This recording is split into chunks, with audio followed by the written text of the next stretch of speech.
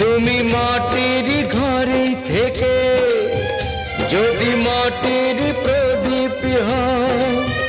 বা ময়ূর মহল জুড়ে যদি ঝাড়বাতি হয়ে রাও।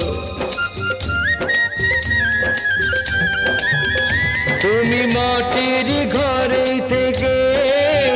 যদি মাটির প্রদীপ হও, বা ময়ূর মহল জুড়ে যদি ঝাড়বাতি হয়ে রাও, তবু ছড়াতে গেলে